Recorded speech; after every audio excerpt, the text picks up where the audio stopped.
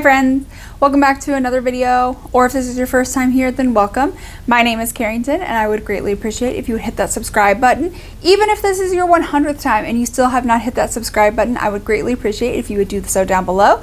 Click the little bell so you'll be notified of all my future uploads, and let's get into another exciting video. I know this has been out for like a long time, but it has taken me a long time to get my hands on said product. But I want to try out the KVD Good Apple Skin Perfecting Foundation Balm.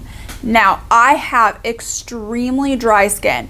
I saw this blow up. Actually, I did not even see this blow up on TikTok. Okay, I had literally watched a review from Teresa is Dead who raved about this, and then I tried to go and find it and I was like, I cannot find this anywhere, only to find out it's because TikTok blew it up. Okay, fine. But I am absolutely wanting to try out this foundation balm. I have swatched it, as you can tell, but I have not yet put this on my face to see how well this works with some dry skin. I am talking like the driest of the dry skin. So if you guys have dry skin, or if you guys want to see how well this would work for maybe clients that you have that have dry skin, or you just want to know to give a better overall thought and opinion on this foundation balm, what I think of it, how long it wears, because we will be doing a wear test, then definitely keep on watching. All right, friends, so my eyes are done. I always do my eyes first. I used the Bratz palette. If you guys want to see my review on the palette, as well as the story of how my little sister got a Bratz doll named after her, I will link that video down below. Definitely go and check it out. That was such a cool experience. But let's go ahead and let's get into the star of the show today, which is the KVD Vegan Foundation Balm Good Apple thing.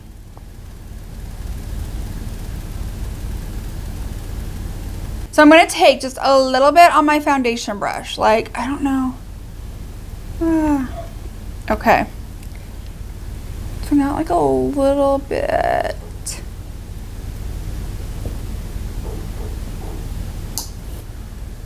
What? Oh boy. Okay, that was literally one swirl. Oh no. Into my foundation. Okay, let me, what is going to be the best way to like,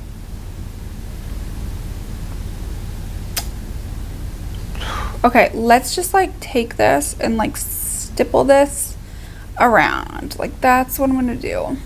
Let's just stipple this. I am not going to lie, I do not care for this blended in with a brush. I really do not. It looks like really like broken up with the brush. Okay, all right, so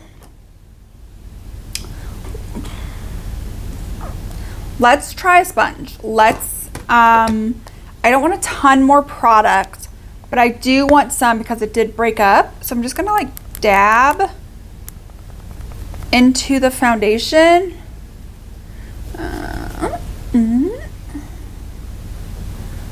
And then just like, I'm just gonna spend, honestly, oh Jesus, quite a bit of time just blending.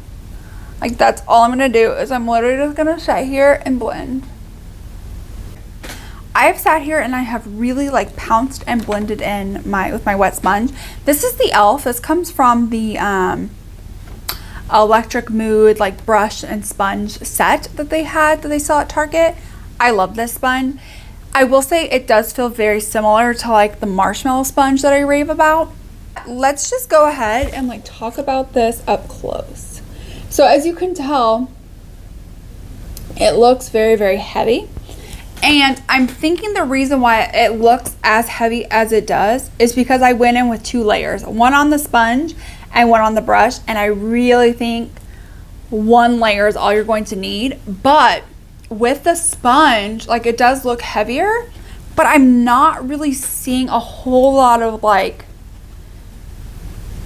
patches, like where I didn't, you know, like you can't really see like brush strokes. you don't see like any like stipplingness. Like it just looks heavy because I probably put on like way too much. But I will say I think this best applies with a sponge. I will say do not go in with a brush with this. I hated the way it looked with a brush. I should have honestly just taken it off and then tried again with the sponge instead of going in with a second layer, but I didn't. So that was on me. And so it does look a little bit heavy, but there's not really like a lot of like patchiness, anything like that. It just looks heavy. So I would say definitely one layer and go in with just a sponge. All right, I'm now gonna go finish off the rest of my makeup off of camera, and then I will be right back so I can give you guys kind of a little bit more of my first impressions, and then we will start the wear test. I am back with the rest of my makeup done. I am here to tell you, I so far right now am really floored. I did not set my face, so I just want to like preface this by saying I did not set my face. The cream, the blush, the highlighter are like cream products. The skin is looking nice, especially for how much I put on. You do not need a lot of this.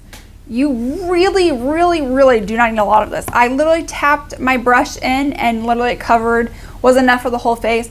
I am personally not a fan of wearing this with a brush. I don't know, how it would be for like more oily. For those of us with dry skin, a brush is not going to be the way to go. A sponge is definitely going to be the way to go. So you can really just like press it in, sink that in really well, and it will pick up the excess. But I will see you guys in my first check-in. Just to let you know, it is currently 3 p.m. We will definitely be at least getting a good amount of wear time in, but so far, so good. Okay, so let's go ahead and let's do our first check-in. Again, I haven't sat the face or anything. It is currently 5 p.m. So I've had this on for about 2 hours now, but it is starting to look really heavy and starting to break apart. I don't know, like, can you guys like tell? Like it's really starting to like break apart. I'm wanting to see how it wears for the night, like, because I'm not getting oily at all. Like my skin just feels very dry. And again, I didn't set it with anything, and I really made sure that I like pat it out because it looked really good when I first put it on. So I'm kind of curious to see how it wears out the rest of the night. Final check-in of the night. It is now almost 10 p.m. so I've had this on for about 7 hours. Things are just not looking that great. I mean, it looks a little bit better. I feel like it sank into the skin a little bit more over time. And I'm not gonna lie though, the mask didn't really take off a whole lot of it. So there's that. But like, it's like so heavy in areas and just like so like broken up. I do not like this. I will have to try this. Just using one layer, because I do realize I went in with 2, so that could have been a little bit too much. I liked it when I first put it on. The wear is just terrible, so I'm not really like a huge fan of that. So you guys will have to wait until my favorites and fails for this month, because I am going to play around with it a little bit, but I will definitely keep you guys updated. Definitely not my favorite, but I hope that you guys enjoyed this video. If you did, please give it a huge thumbs up. Don't forget to hit that subscribe button, even if this is your first or 100th time here. Click that little bell so you're notified of all my future uploads. I like to do wear tests, especially for those of us with very dry skin. And I will see you guys in the next one. Bye.